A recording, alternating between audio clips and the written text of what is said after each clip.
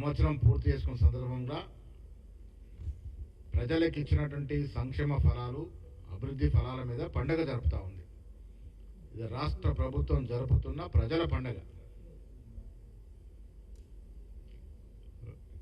ఇది రాష్ట్ర ప్రభుత్వం హయాంలో జరుగుతున్న రైతుల పండగ, విద్యార్థి నిరుద్యోగుల పండగ, మహిళల పండగ, కార్మిక, కర్షక, వ్యవసాయ, పారిశ్రామిక వ్యక్తులందరూ జరుపుకున్నటువంటి రాష్ట్ర పండగ.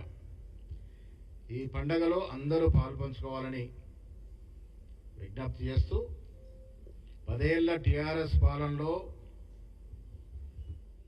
10 ఏళ్లలో వారు 50,000 ఉద్యోగాలు, ప్రభుత్వ ఉద్యోగాలు ఇస్తే మేము 9 మాసాల్లో 50,000 ఇచ్చి డిసెంబర్ 7 నాటికి 56,000 పైచిలుకు ఉద్యోగాలు ఇస్తా ఉన్నాము.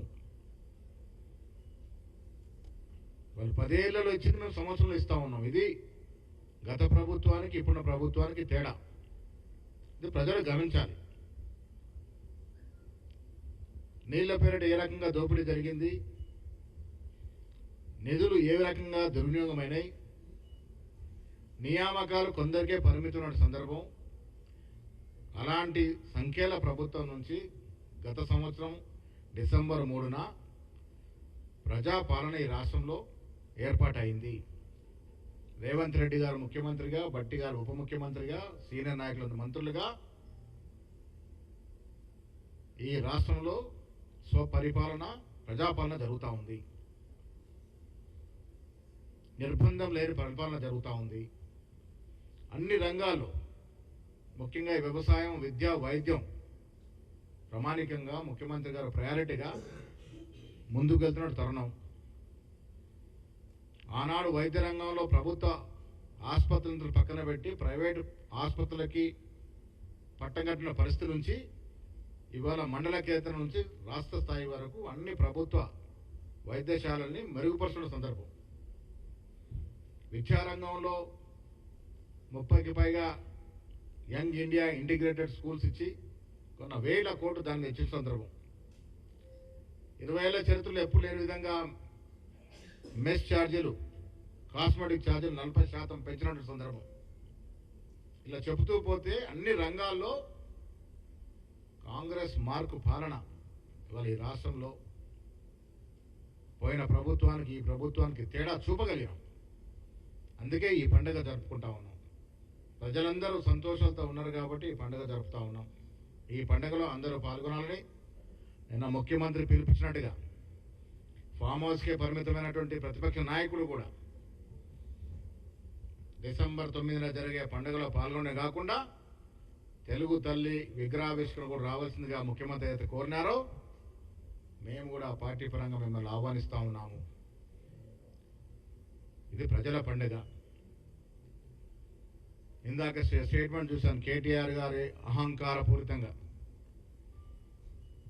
ఏ రకంగా మాట్లాడుతూ ఉన్నారు. వారు అధికారంలోకి వస్తేనట, అసలు అధికారంలోకి వస్తే కదా ఎందుకు పగటి కళ్ళుగా అంటా ఉన్నారు కేటీఆర్ గారు. లక్షల వేల కోట్ల ప్రజా సొమ్ముని కాజేసిన మిమ్మల్ని తెలంగాణ ప్రజలు మళ్ళీ ఎందుకు అధికారులు తీసుకొస్తారని అనుకుంటా ఉన్నారు. మీరు 10 ఏళ్లలో జరిపిన దోపిడీ ఇంత అంతా కాదు. యావత్ దేశ ప్రజలే ముక్కునేలేసుకున్నటువంటి అంత నిష్పత్తిలో మీరు సంపదను దోచినారు. ఇంకా మీరు అధికారంలోకి వచ్చేటువంటి పరిస్థితి ఎక్కడ? అధికారంలోకి వస్తే తెలుగు తల్లి, తెలంగాణ తల్లిని తీసేస్తారట. ఎందుకు తీస్తారు అంటే మీరు ఆనాడు పెడితే అది తెలంగాణ తల్లి, మేము పెడితే కాంగ్రెస్ తల్లి. అంటే మీరు ఆనాడు టీఆర్ఎస్ తల్లిని పెట్టినారా? ఇవాళ మీకు మీ ద్వారా ప్రజలకు గుర్తు చేస్తా ఉన్నాము.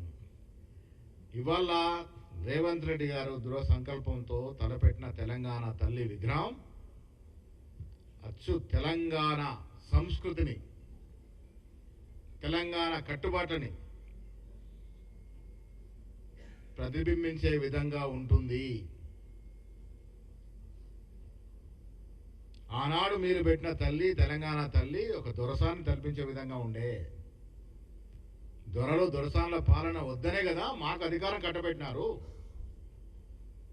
సామాన్యుడి పాలన ఈ రాష్ట్రంలో జరుగుతున్న ఈ తరుణంలో తెలంగాణ తల్లి విగ్రహం యావత్ తెలంగాణ ప్రజల యొక్క యాస భాష కట్టుబాట్లు సంస్కృతిని ప్రతిబింబించే విధంగా ఉంటుంది. మీరెవరు అసలు తెలంగాణ తల్లి గురించి తీసేస్తానని చెప్పడం? రాజీవ్ గాంధీ గారి గురించి మాట్లాడుతూ ఉన్నారు.